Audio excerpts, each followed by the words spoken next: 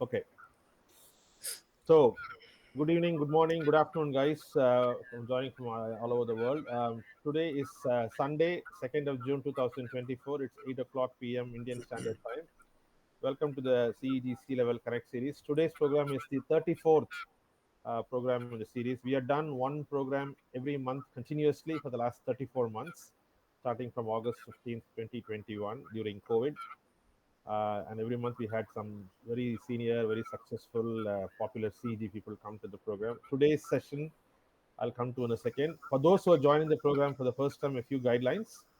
Please stay muted during the session. We don't want any external audio interference. Also, please turn off your video. During the middle of the program, when we start the Q&A, I will request you to open your video because we would like to take a screenshot of all the participants. Until the second half, please turn off your video. The entire session is recorded and the recording will be available on our public YouTube channel called CEG Connect. We have the recording of all the past 33 programs in CEG Connect for those of you who are interested in viewing that. During the session, if you have any questions, either for the host or for the guest, please use the Slido program, and I will shortly tell you how to use the Slido program. There will be periodic live polls in Slido. As a host, I can send some live polls. I would request you to participate in the poll. So with Slido, you can ask questions during the program as well as participate in the polls. During the Q&A session, which is the second half of the program, if you have put a question and if your name is called, please unmute to ask your question. Okay. So today's guest speaker is Mr. Ashwin Bhaskaran, Indian Foreign Service. He is a 2007 CEG Triple E graduate. Currently, he is the Deputy Secretary, Ministry of External Affairs, Government of India. Ashwin is very shortly going to move as a consular officer to Berlin in the country of Germany.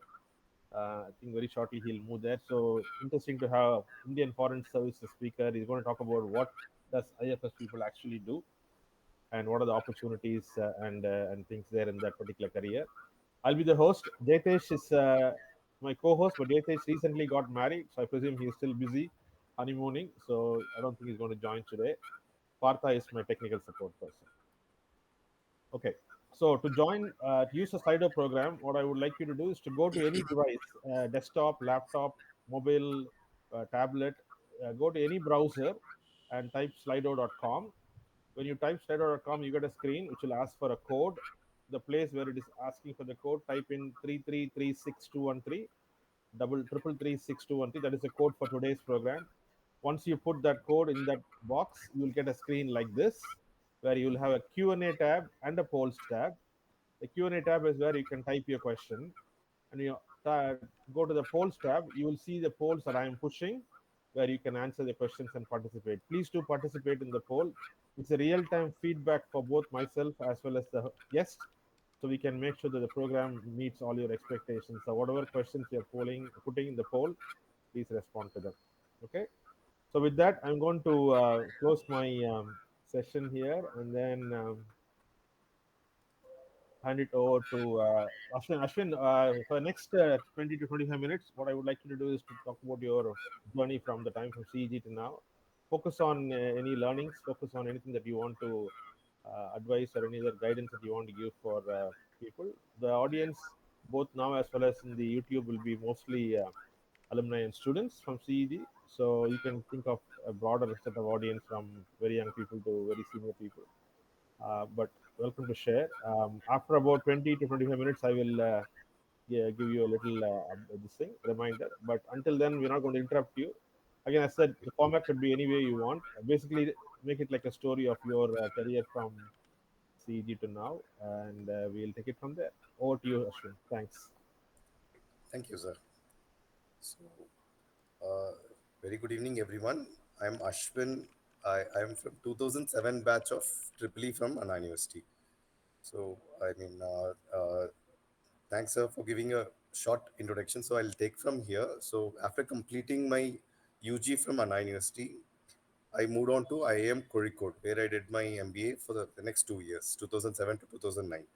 As in, I immediately cracked CAT, had 99.39, which was one of the, I believe it was the highest score in my batch. So I had LIK calls, which I had converted, and I had opted for Kozhikode that particular year. So I moved in, and after completing from IIM Kozhikode, I moved to ITC. I mean, I already had a PPO, pre-placement offer from Indian Tobacco Company, which is a short form of ITC. So, wherein I worked for the next 4.5 years. So initially, I did my summer internship in their food division, looking after some project launching strategies. I mean, I don't go into the detail because this is a company privy issues. So it is all about thinking of what best that they could launch. And something that I worked, they liked it a lot, that they offered the PPO the same moment itself while I moved out of their premises. And when I came back to my campus, what I realized again was that was a year when financial recession was at its peak, 2008-9. So I was one of the few B grads to hold a active PPO in the campus. So I mean, probably the timing was good for me. So I accepted the PPO, joined ITC, though I had like plans of probably going in for say McKinsey or BCG using the PPO as a chip on the shoulder, though the destiny was slightly different. So I joined ITC, and looking at my profile, seeing that I'm coming from South India fully, as in born brought up in Chennai, being a day scholar in Anna University, and then studying in Kozhikode, they thought like you have not been anywhere in the north. They posted me in Patna branch, Patna sales branch of ITC. And ITC has this notorious thing of putting people in Patna branch, those who are not totally exposed into the Delhi heart, I mean Hindi heartland. So that was the scenario. So I did struggle a lot, but it was a very good learning. Initially, I was in Patna looking at the sales, how sales happens. I started from cigarettes, then moved on to Ashirwad Atta, Sunfeast biscuits, and slowly onto every segment and every category of ITC. I got a very good insights into it. So from there on, they thought like, well, you have got into the urban location in Bihar. Then they moved me to Jharkhand. So I then packed off my bags and moved to Dhanbad. From Dhanbad, again, I moved into the, I mean, coal mining areas. Probably some of the series and movies that you would probably see, that were the locations. Like I moved into Giridi, Katras, Jaria, Chirkunda, all the small, small villages, the main coal belt of India. And then that were the places where I could implement more of the rural marketing strategies, and also looking at the trade incentivization. These are all like very different from what I do now, but I still cherish those moments. So we were doing a lot of trade partnership, how to incentivize the distributors, warehouse holders. So it was a different ball game altogether. And from there on, since I already had a very what do you say, very strong training location at my disposal, I asked for my hometown, because usually ITC has a policy that when you do a very difficult location, very similar to army and other government forces, when you are in a very difficult location, when you ask for something of your choice, they will give you. So then I opted for Chennai, and I also opted for branding. Exactly that particular year, there was a branding vacancy coming up in their office in Chennai, which is at Classmate Notebooks.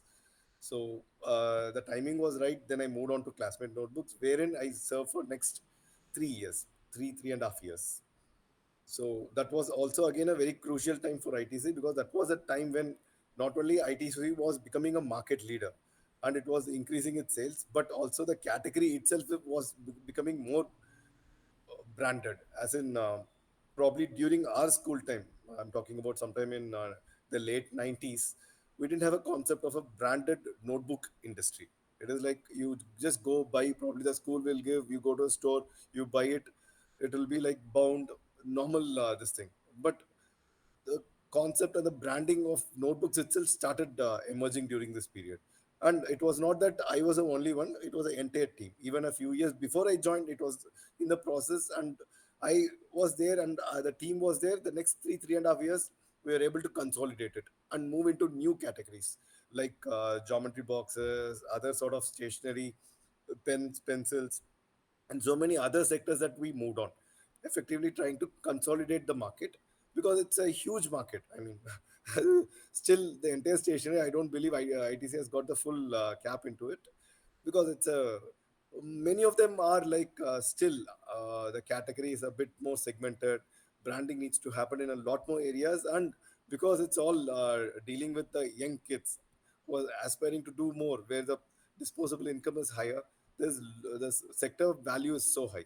So this is what we realized and started doing a lot of activities to do it, and we were able to see visible results happening in the 3.5 years that I was there. And also because I keep in touch with my ex-colleagues with ITC, so the build-up was so strong. At least a year time I was there, it moved on from 500 crores on to 1,000 crores.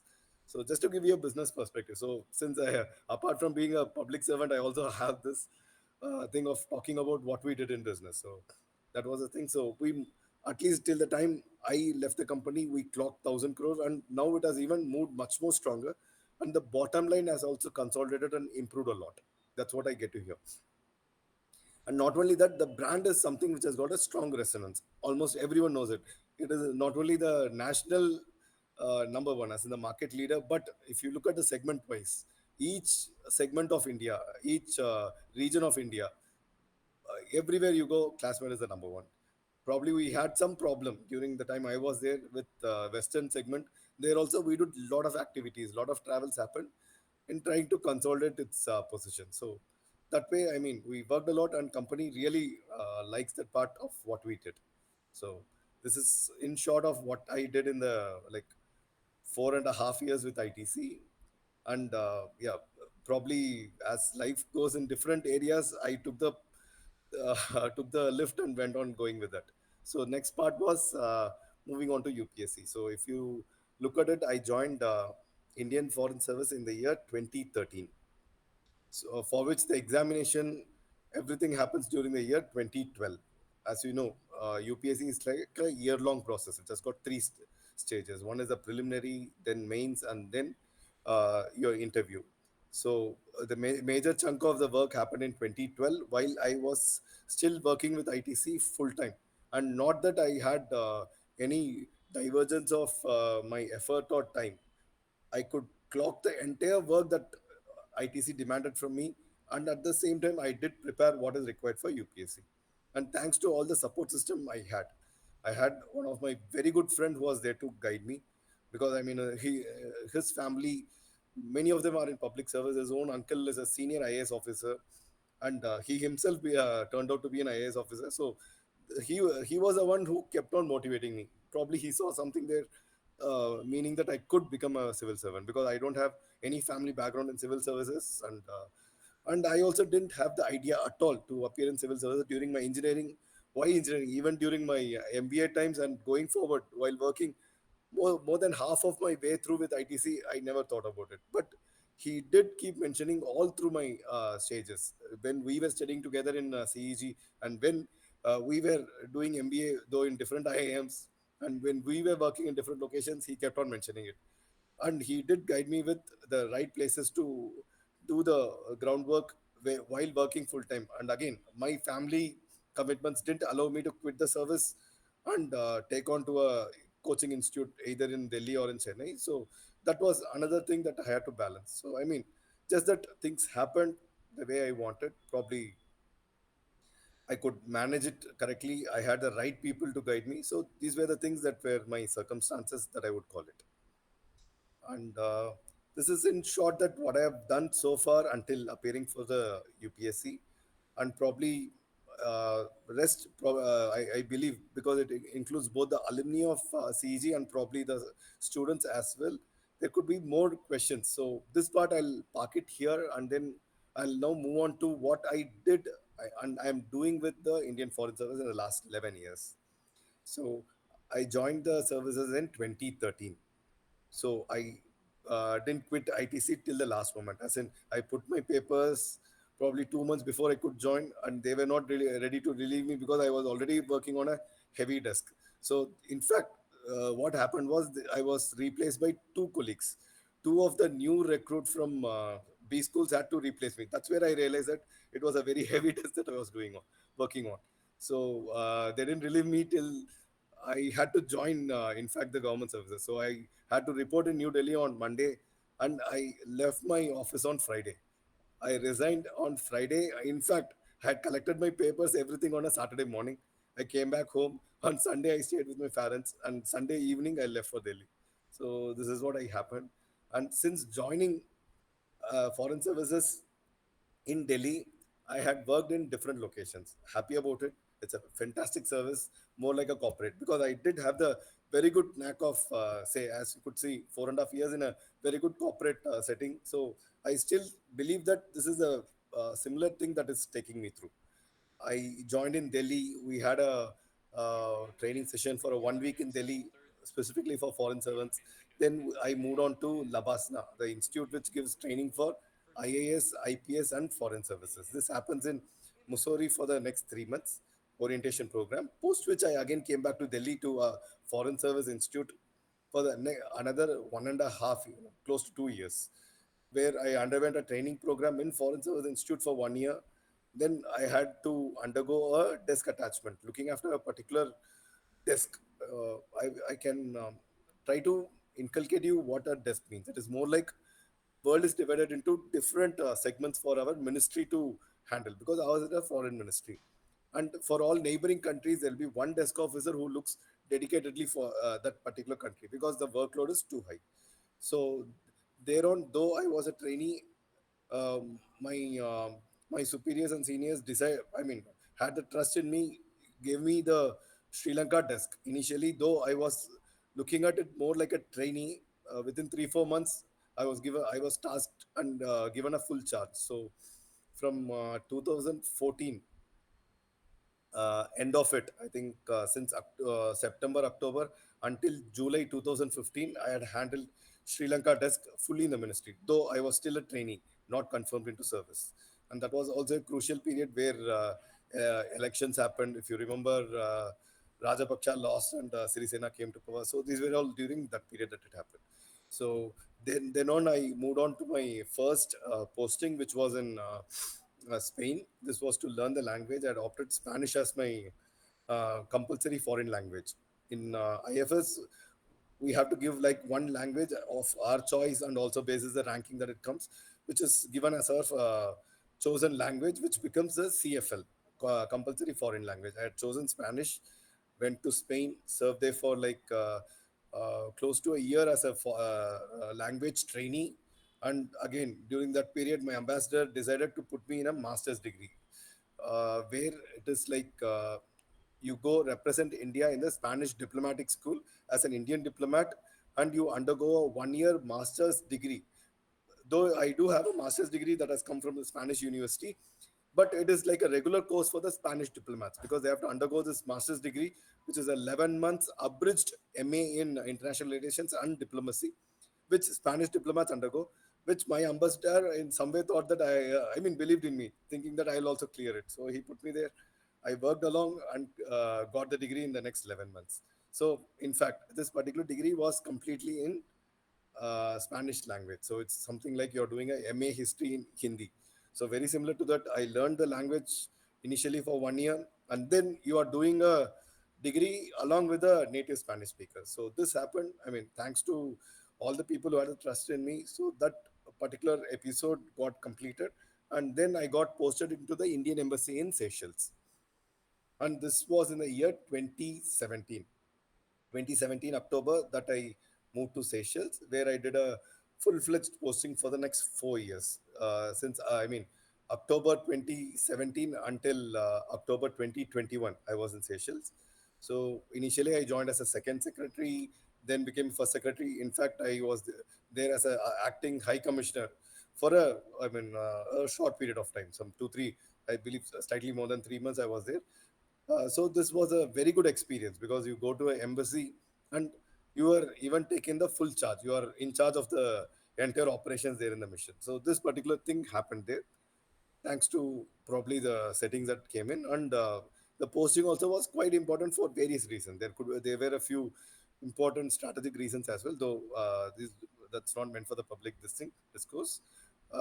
It was a very good learning. I learned a lot about what we do for the project management, because we were implementing so many development projects in Seychelles through both Indian grant and line of credit. Line of credit is something like a concessional loan that government of India gives to some friendly neighboring countries and friendly African countries. So I had an opportunity to implement it.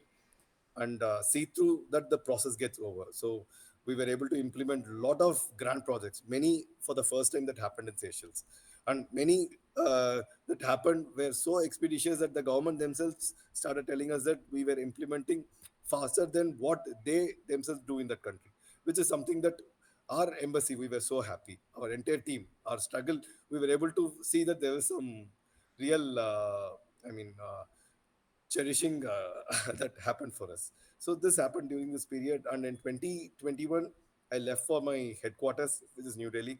When I came back, I was given the Nepal desk to handle in the ministry. So earlier I'd handled the Sri Lankan desk, and again I got a neighborhood opportunity. So, because neighborhood is very important for our country. As our Prime Minister always says, neighborhood first policy is what we follow. So where our all focus is on first to see what all we can best do for our neighborhood, because our Prime Minister always says this, that it is not our growth alone that matters.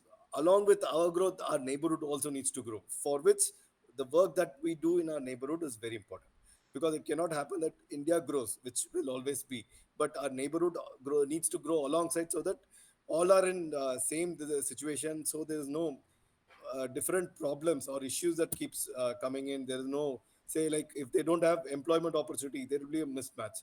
There some illegal things happen. So that is the reason we want always the stability to be there. I mean, as taking the footsteps taken by our leadership, we work towards that. And I was thankful that I got this opportunity to work in the neighborhood again, which I am still doing. So I have now clocked close to say 3 years handling the Nepal desk in the ministry. And as Vish sir rightly mentioned, I have been posted to our Indian embassy in Germany. I'll be going as a consular level officer. Initially, yes, first secretary for a few months. Then I'll be promoted as a consular. That will be when I go to Berlin, which is the capital of Germany, where I'll serve for another 3 years. So this is in short of what my career has been through. Though I have been like not telling you the entire thing that we do, parts which are relevant, part which are okay for discussing. So these are the things. So now I think I'm open to all sort of questions. You know about what I did in engineering, what I did in MBA, and in fact, maybe if I didn't tell you, I did more of finance and strategy in MBA, not in marketing. So it's just that my life took me to the FMCG, though it was not my this thing. So as you see, my life took me through different areas. Probably I could discuss more details, because you have many doubts. I can talk about many areas that we can do. Yeah. This maybe we can talk briefly about what are the main things that foreign uh, consular office does for our country abroad. So you go into Berlin or you went to Seychelles. What are the like the top 3 or 4 things that a primary responsibility that a consular officer has in a foreign country? So I mean, an embassy is like a full-fledged package. It has got everything, like a business setting. Say, an office has got a CFO, CEO, COO, looking at different issues. Similarly, in an embassy, there'll be like ambassador who is the top man, and Mm, he has a direct access to everyone. Our mm, leadership, he has an access, and he is the plenipotentiary. So he's like he can sign on behalf of government of India, and wow. omnipotent. He's a completely powerful, and he is representing India in that country. So Mm, that's the ambassador, and deputy ambassador is also almost powerful, but not as ambassador. So deputy ambassador is one who looks at all the operational issues. mm, I served in Seychelles, though I had worked more like a deputy ambassador, but it was a small mission, so we didn't have a nomenclature of a deputy ambassador. mm, So that's the deputy ambassador, and then there are a set of officers that are there in every embassy, which is more like they look at different wings or divisions, as we call it. The most important one is political. Political is dealing with the political relationship, how we are doing the different things. Say like how our relationship we will improve. Say for example, now I can talk about my country that I'm going in. With Germany, we have lot of synergies, lot of things, because it is like a pioneer in all the technological industrial aspects. How best we can bring those aspects into India, and then we have a migration mobility issues, because a lot of Indian people either go for studies or want to go there to work. mm, Obviously it is bound to happen, because so many of skilled manpower is there. How to place them there, this is mm, again a vision of our government, mm, how to make the migration and mobility easier. mm, So this again can be handled. And embassy also looks after all the passport issues, because there are so many Indians there. mm, they'll need all the passport and visa issues. The passport expiry, passport getting lost, that needs to be given. And again, Germans want to go into India, giving them visas. This is again dealt by them. And then consular issues, say an Indian having any problem, or mm, an Indian getting stuck, or an Indian who is like somewhere he is a notorious, he needs to be extradited back to some other country from Germany. That also our embassy will take care of. mm, So I don't go into the details. So these are some of the things that we do. There are again issues like commercial, which again is the most important for the day. mm, Something like how to bring the trade, how to bring the companies to India, how to take Indian companies abroad. mm, And we also, in my previous posting in Seychelles, we also looked at defense issues. mm, How because defense is also another sector that we wanted to export mm, more. We want to export more. mm, So how we place it in the different countries, how we make it happen, defense and other industries that are there. And trade is one area that we look at. And again, commerce, economic. Then we look at the IT, because income tax related issues. There are so many things, because not many I could discuss, but yeah, there are understood. so many issues that we do in every mission. Typically, what is the size? So if you go to Germany, for example, how many people from the foreign ministry, external affairs ministry, work in a consulate See, like Chennai? in our embassy, like where I'm going in, I was told that is ambassador, deputy ambassador, and then four plus five. There'll be like, if you look at like IFS officers per se, there'll be at least some 12, 13 of them. Mm, And then people come to learn German language trainees, like how I went to mm, Spain. mm, There'll be easily four every year. So mm, there'll be eight of the trainees who will keep floating, because two batches will mm, remain at one point of time. mm. So it's a very big mission if you look at it. And then it is just the IFS officer I spoke about. Then there are other services, and then there are other junior staff who are there, who actually are the people who aid us. So all put together, there'll be easily around 30, 40 people who will be there. Wow. Okay. Wow. Okay. And these usual postings are for a period of 3, 4 years. Usual is for 3 years, yes. But you can. And sometimes if it is a difficult location, something like we go to Syria, where basically like where there are some problems, it will be restricted to 2 years. Something like Islamabad is restricted to 2 years family posting, whereas something like Syria will be 2 years non-family. And the government takes a call that not to send a family, so that to secure them, Oh wow. provide the Wow. security, that also they do. Wow. And Interesting. other countries are for 3 years, we don't give more than 3 years, so that is the policy that we have. Excellent. So let me start. I think Bhupalan has a question. Bhupalan, do you want to unmute and ask your question? Open your video also if you can. Yes, Vish, I'm already unmuted. Uh, Not switching on the video line. okay, no problem. Sorry, Bhupalan, I'm can you already be in a my. bit louder? I'm not able to hear you. Yeah, can you just Oh, speak? yeah. Ah, Is this much better now? Yeah. Okay. No, yeah, so we heard your story, Mr. Ashwin. It was nothing short of spectacular. Um, you know, I understood that you were 2007 passed out, and I am from 2006 batch, just Okay. 1 year senior. And, there's a lot of synergy to what you're doing. You're heading to Germany. I spent about 6.5 years in Germany. I'm now back in India.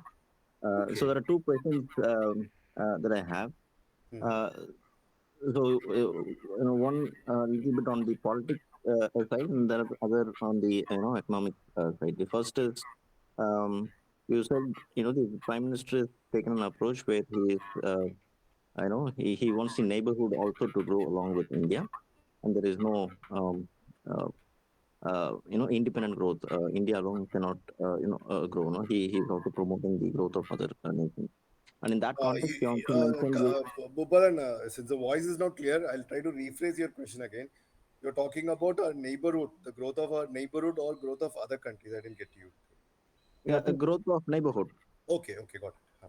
And then you also mentioned you served in Nepal, which sometimes keep changing, as well as in Sri Lanka, which sometimes keep. There is a lot of influence, Chinese influence in both of these two nations. And how do you handle situations where there is a lot of competition, because both countries are big enough, and both countries want to have more influence in these respective neighborhoods.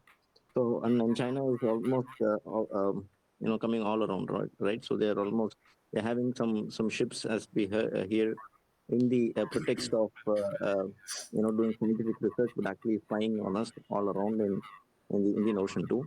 So how does the government handle these things, especially with China? After this, I'll ask the second question. Okay. Right. Thanks, Gopal. And in fact, I believe that both of your questions are slightly interrelated. So, since Nepal is also our neighborhood, so I'll try to club and answer both together. So, if you look at it, the growth of India should happen along with our neighborhood. Our neighborhood also needs to grow. That is the vision of our Prime Minister. I mean, it's very true. Now I link it with Nepal. See, the thing is, I'm happy that I'm working with this country. The reason being, this is the only country with which we have an open border. Even Bhutan, to some extent, has got all limitations that happens.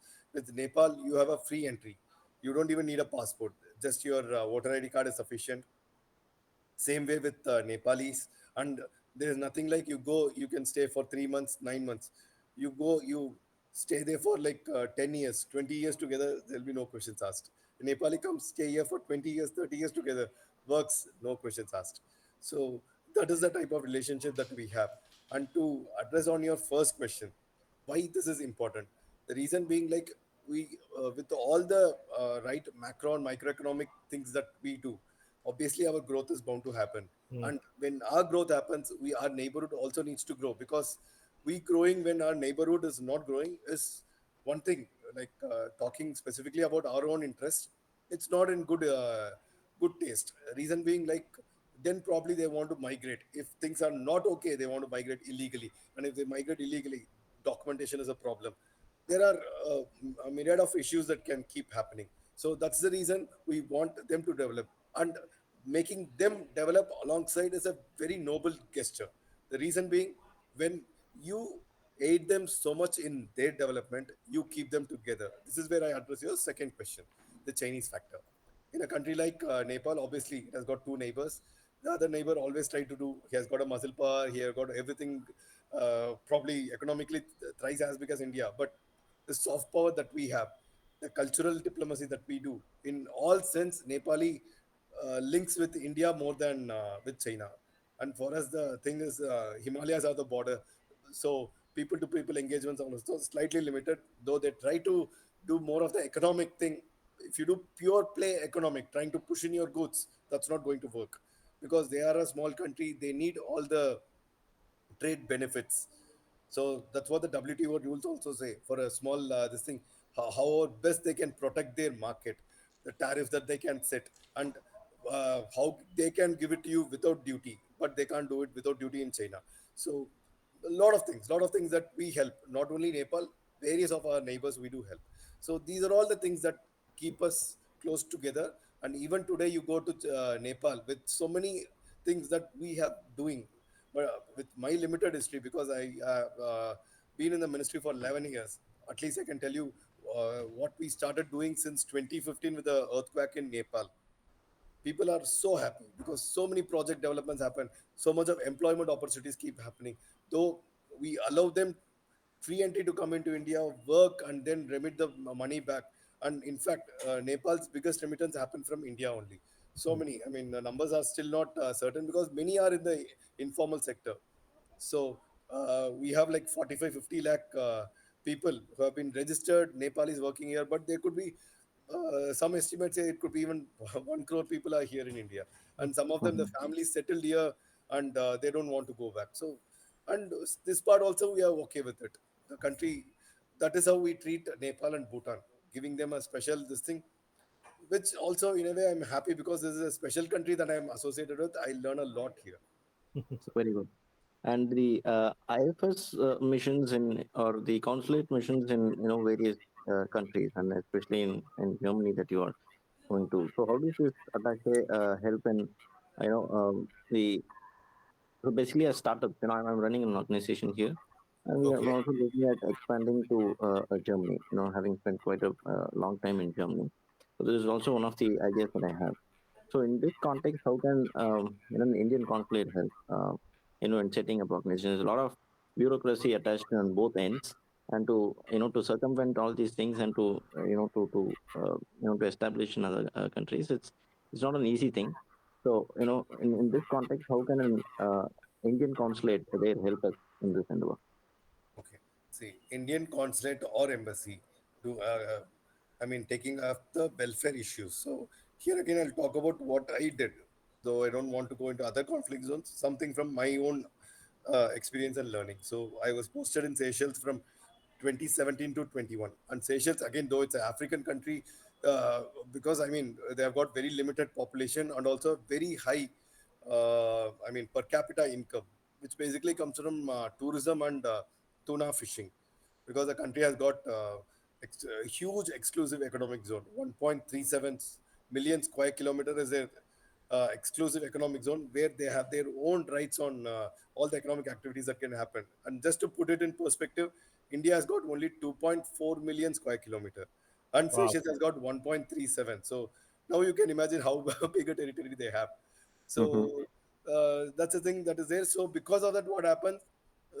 They have a population of 98,000, and people can't do more of the work. So there are a lot of laborers, close to 15, 20,000 people from India are working there. So this is the point that the COVID started. So when COVID started, and that too, it's a small island. The country was very finicky. They didn't want to take any risk, because for them to take any emergency SOS calls, they have to fly down. And in fact, you will be surprised to know that they fly down to India for whatever are their tertiary medical requirement. Many of the Indian hospitals, they have a tie-up, because the country is so rich. They send them to India for treatment Wow. under their own budget. Wow. And Wow. in the country, primary healthcare is quite good, but secondary is okay. I won't say it's good, and tertiary is totally zero. Mm. So that's the country, and they didn't want COVID to affect them, because there's no tertiary care at all. Mm. Some Mm-hmm. externalities happen, some serious things happen. So this was the scenario that was given to us, and uh, they were completely dependent. Even before the vaccines got launched, the testing were happening. They were asking us, whenever you launch vaccines, you give it to us. So, and in fact, when COVID started in March 2020, all the people working there, I mean, not all of them are in, say, white collar job. Many of them are in blue collar. Many of them literally lost jobs. The government couldn't do much, because they care for their citizens, not for Indian citizens. Mm. And the employers could pay them just for 1 month's salary, beyond which they have got a quarters to stay, no money, probably their savings, and in fact they were remitting to their family. Mm. So this was a scenario, and our interest was to send them to India at the earliest, but the country had decided we'll close all the avenues. Not only the flights got disrupted in the month of March, the same day they stopped all the ships that were coming in.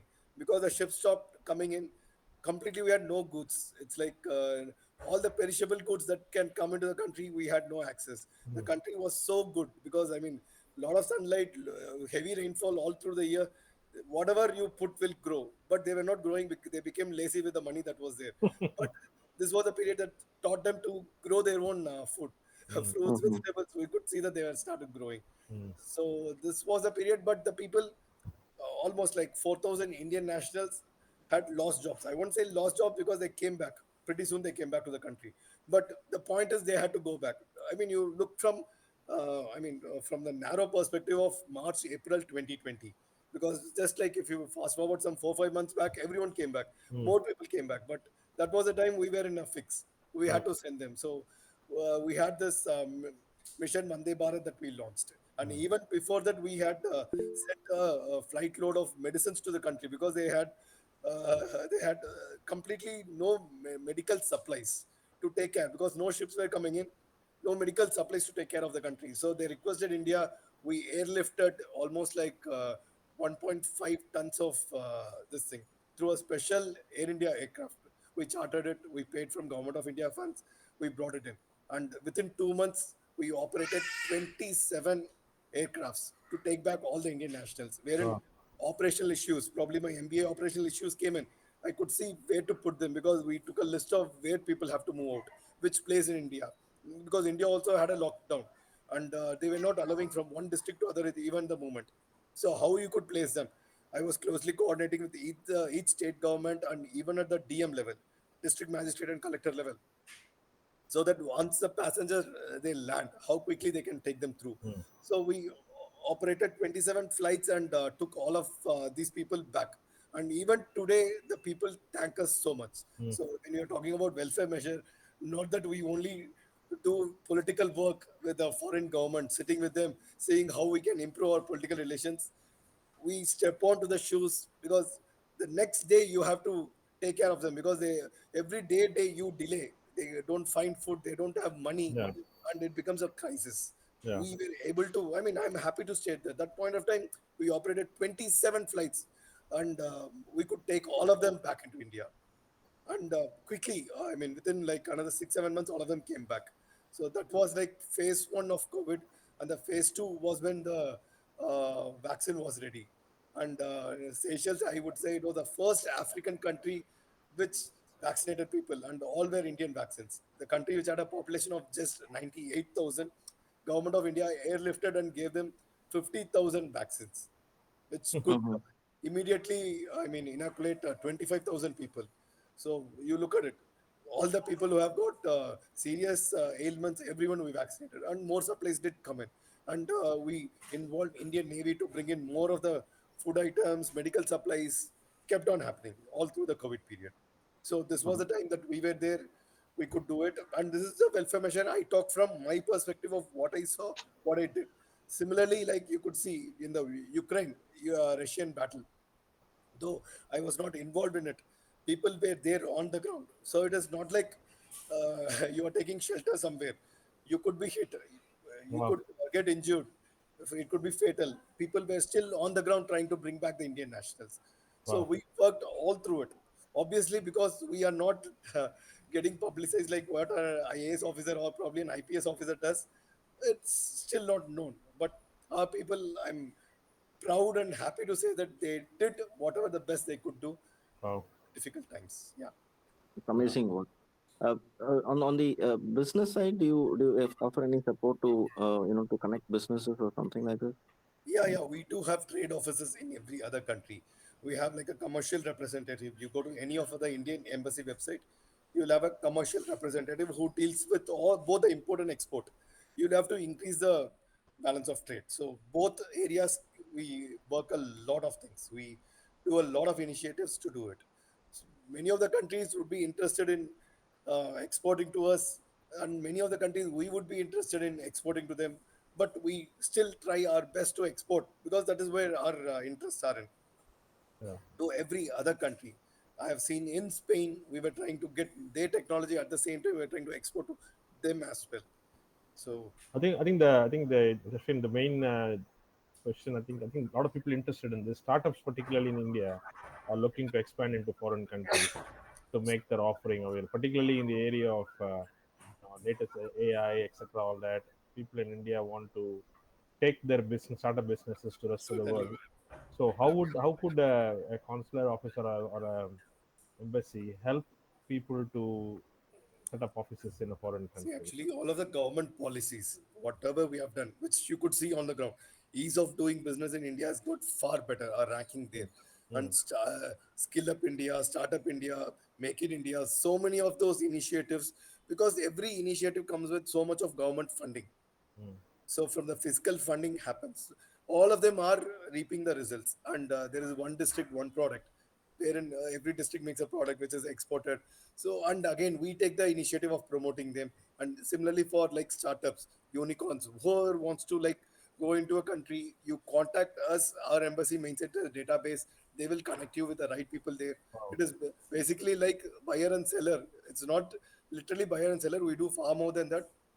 We do a lot of these things, and every year we do all this trade promotion activities, business meets, where we link up with the people. And it's not the old sort of diplomacy. We have come a long way. mm, What we are doing, I mean, since 1991 when liberalization happened, IFS officers have done a lot, which you see on the ground because of the things that are happening. But 1991 is when we decided to open up our market. But since that opening opportunity, we have capitalized and done a lot for our country, which is still continuing and will grow multifold. Because I will say this with confidence, due to the skilled manpower that we have, yeah, skilled at various levels, not only at say like people at a blue collar or a simple white collar, at different levels, at the highly skilled.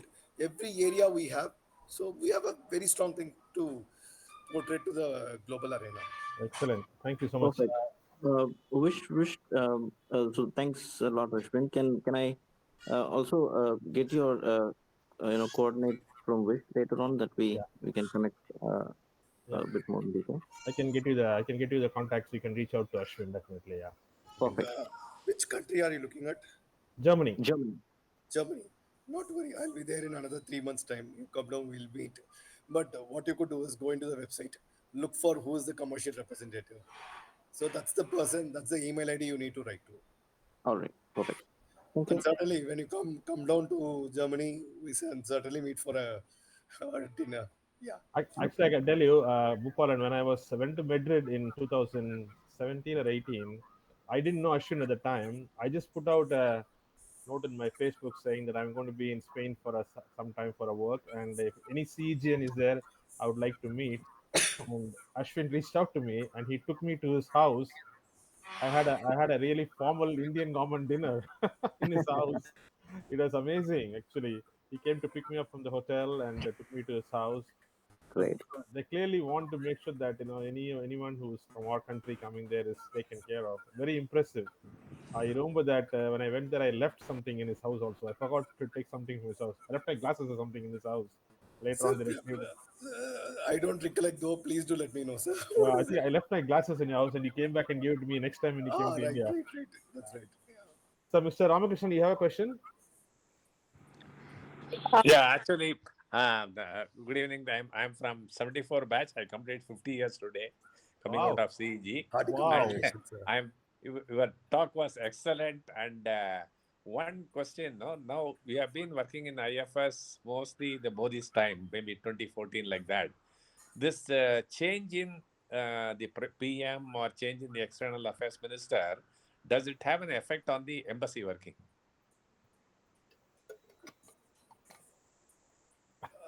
Difficult question, huh? For example, if Sasi Tharoor was there as your instead of Jaishankar, how would have been? Will the any focus will shift or something, or will it be same? Sir, can you please repeat your question instead I of think Jai Shankar? You are he's mentioning. saying the question he's saying is Uh, that if instead of Mr. See, this Jaishankar is be the Modi. Yeah, Modi and Jaishankar, the team has got a beautiful outlook outside India. Okay.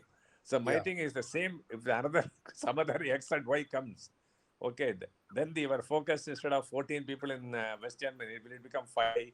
Or they say it's really more, it will be towards Nepal and Sri Lanka, Bangladesh, and all that. Sir, anyway, it is also a very good question, sir. First thing, Uh, hearty congratulations for completing your 50 years. Thank you. Thank It's a you. very good milestone. No, Sir, to in fact, answer your question, no, first understand we are all bureaucrats. yeah, Okay, that's true. we You work have to for get the government and adjusted. not work for the people. And Correct. That good is that true. we have a very good leadership for us, visionary Yeah, yeah, leaders. yeah. That is very So important. Correct. and All the the best. Thank policies you. that they set will never be with them, as you Yes, understand, yes. especially in Right. foreign policy, because when you are doing it, everything has a history to it. Yeah, Not that when they do correct. it now, things get, changed, because everything is get Right. recorded. And a foreign country is not like an Indian person that you're talking to. They Ah, also have a strong record. But right. every day we are working for progress. We are working to make things better. And with the Correct. initiatives like to make India a developed country by 2047, Viksit Bharat, Good. we have Very got good. the clear milestones being set, which is Excellent. certainly Very good. required because our youth have a lot of aspirations. They need to see what is going to happen next to them, so which our government is doing, and we are we are taking the thing along with us, taking the Yes. important ownership of doing the things for our country. Right. That's the thing. Thank you very much. All the best. Thank Thank you, you. sir. Gaurishri had a question. Gaurishri? It's not a question. I'm so proud to see my student Ashwin. Ah, I have seen him right from 2003, and it's a very wow, proud moment to see Ashwin growing into such a great heights. And wow, wow, I amazing. wish him, and I pray my best wishes and prayers for him to become a very great personality as he is now. So all my wishes, Ashwin. So proud of you. Thank you, ma'am. Thank you so much. You're always there for me, with me, ma'am. Gauri, So which Gaurishri ma'am is one of my. I would say like my pet professor. So because every Wow. time she was always there to help me out, and luckily all the courses that I did with her, I got a yes also. So I could really all these memories down the lane, Ashwin. Like you were, if I'm correct, you were the class representative also for your batch, and I do remember your roll number 2003, some 121, and Ashwin has been a pet child only. Wow, amazing. Gauri, you're in the power engineering department? I'm in the high voltage. We have met now, Vish. Yes, yes, I came to meet you. Yes, I remember that. Yes, I remember Yeah, very and well. we had the opportunity to invite Ashwin for last year's our technical symposium, Oh and wow. he was so inspiring. Many of our children have now started in RM, that IAS Academy. That was a huge, inspiring speech what you gave, Ashwin. So we are looking forward thank for you, many of our students to fall in line with you. So proud of Wow. thank you. you, ma'am. God Thank bless. you so much, ma'am. God And bless. ma'am, hope to see you sometime visiting Europe. So Yeah, the news is like I'll be moving to Germany in the next 4 months. Most welcome, ma'am. You should visit Thank us. you so much, Pa. Thank you so much. God bless you, dear. God bless you. Thank you, ma'am. Thank Thank you. you, ma'am. Thank you for Thank, your nice compliment, Ashwin. Very nice. I thank can you. see that you're very proud of your student. You Yeah, should be, as you should be, very proud of your student. yeah, Very yeah. We nice. have couple of people who are serving in the administrative sides. So, Oh, so I see. Ashwin is there. Yeah, I see. a very promising batch is 2007, Oh, isn't it, wow. Ashwin? Yeah, a very promising. A lot of people are there Wow. build, building as pillars for the nation. Very nice. Very nice. Very nice. Thank Okay. you, ma'am. Thank you. I have one Thank request to all of you. Can you all open your video for a second? I can take a screenshot while I'm asking the next question. Please open your video. Ashwin, the question I had is regarding United Nations. And a long time India has been trying to get into the Security Council of the United Nations. What is the general thinking and feeling in the ministry about our ability or our possibility of getting into the Security Council? Sir, I don't talk from an insider perspective. I Ah, will say what I see in the newspaper. So, okay, okay, what you know, what I know will be the same thing. That is what okay, I'm telling you. okay. See, what we all talk about is we are the most populous country in the world, Yeah, which is a fact. And what is UN all about? It is representing the people, the right, nations of the world, the people of the world. right. And if a country which is the most populous country does not have a voice, a permanent voice, I don't say voice again, a permanent voice, which few five other countries have. And one of the country in 1950s got it only because of the same reason. Correct. Though it moved into the communist setup, still people gave it back to them for the same reason that they are the most populous. Right, right. So, I mean, things. I mean, this is not my view stand, my government's view stand. It is what people in the press say. Yeah. So But that's it. is the situation working in external affairs ministry different now than it was like 15 years ago? So many conflicts going on in the world, and so many places people have to align. India has to align one way or the other with other countries. Is it different now than before? Sir, we one thing in foreign policy is any day we work on our national interest. Mm, What is in best interest for our people, for our country? That's what we do. So mm. every standpoint, every viewpoint we take, every time emanates from that, I which see. will be in our best interest, and the interest could also talk about what is going to happen in the future, because Mm, there could be things that could be lined up. mm, So that is the reason how we take the things. And what we need to know about India is in UN, India has got a very high reputation, mm, because the officers like us who are serve there, very good quality officers, they do a good work. mm, And policy that emanates from the country, which is again the bureaucrat, the IAS officers who come up with the policy domestically. Everything is well respected, well thought out, and when it goes into UN, as these are the India's recommendation, they mm, really look forward to it. mm, And a mm, country that everyone thinks, because culturally we are very strong. mm, We have mm. got a lot of things because it's a historic, it's a civilizational country. Right.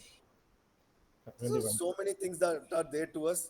The next step should be like we need to have the permanent vote in the UN. I believe it could happen. There are other countries also in the thing like Germany, Japan are also there. Let's see. This could Mm. all happen. Excellent. Any other questions, people? Audience, any questions you want to ask? We are almost out of time, so another 5 more minutes we can spend on asking questions, and then we can wrap it up. Okay, so Ashwin, thank you so much for your time. I know you're not well today. Despite that, you got onto the call. I really appreciate you taking the time, Thank you, middle sir. of your move to Germany and all other stuff. I'm sure that this week will be a busy week for you guys in Delhi because of the election results coming day after tomorrow. I'm sure things will be interesting to watch in the next 2 days. The exit polls are showing something in one direction. We don't know if the actual results are going to be the same way. The general mood is that since everybody is predicting the same result, the reality will be the same, but we have to wait and see how it happens there. But good luck with your move to Berlin. Definitely, when I come to Germany, I'll visit you, like I did in Madrid as well. Look forward to seeing you there, and good luck with your work there. And hopefully, we will help businesses from India to do establish themselves in Germany. It's a big country. A lot of people go for studies. I know, many of my friends' children are studying in Germany now, particularly in engineering, in biomedical engineering, biotechnology, extra. That's a big place for that. So I wish you very much luck in that. And if you want to, if people want to reach out to you, what would be the best way to reach out to you? LinkedIn is the best, or is there anything else you want to share?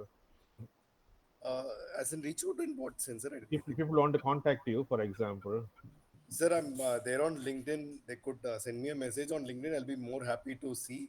okay, your Only LinkedIn profile. problem is WhatsApp is a few friends are fine, but it gets a bit overloaded also. And I think So many people. completely up to you to But decide. LinkedIn is perfectly fine, sir. Anyone can write to me. I'll certainly get back to them. And in fact, people who are serious about civil services, I even like uh, take my phone, speak to them for 1 2 hours, guiding them on how Wow, they could take it up. wow, very So nice. certainly fine, not a problem.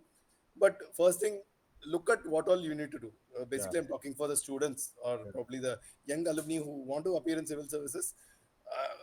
I'm a case where you'll see that I was working full time. That too for a company which is the one of the foremost FMCG company where right, workload is so high, right. and the company did not have any regret till the day I left.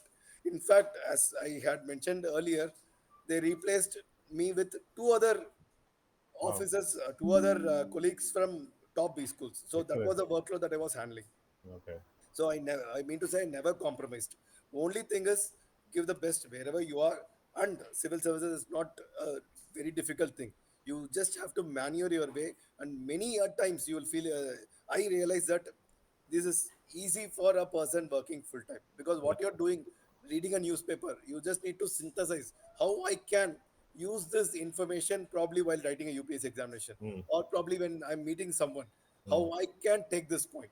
If every cues you get it correctly set in your mind, there's nothing stopping you while Very talking nice. in an interview, while talking to someone, or while writing your answers. How best you can bring it up. And prelims, don't get bogged on that. It will be so much what you read in your school time. What again you have the best of the aptitude skills, more than sufficient. Just that you need to brush up on what all you have read during your school time.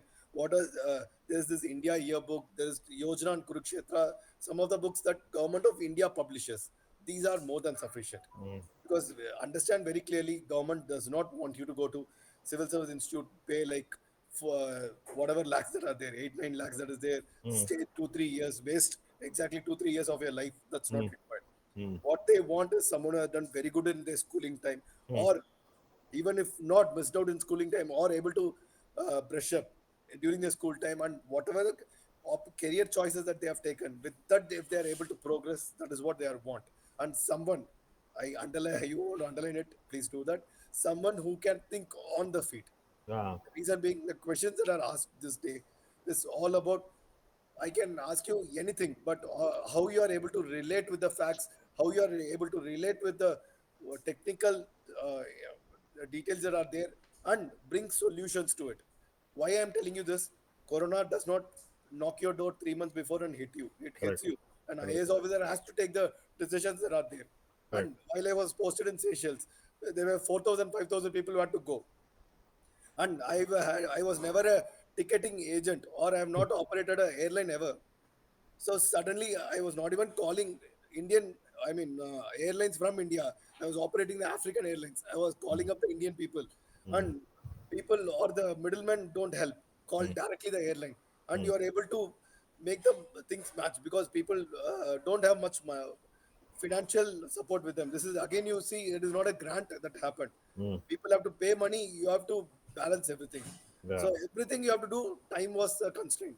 So Yeah. effectively it says that you have to be very well equipped, take your decision, you need to be able to think and take decision, which again comes with a lot of practice. Even you during your UG in Anna University, you can always do it, practicing to perfect yourself. Obviously, why not? Any department will teach you. Go on. Probably, I mean, I did MBA, but every other thing teaches in life. So take life as a lesson and keep moving on. Good advice. I think a lot of students will be very happy to hear that because a lot of them want to do this. Some of them are not clear what to do, how to do, where to go.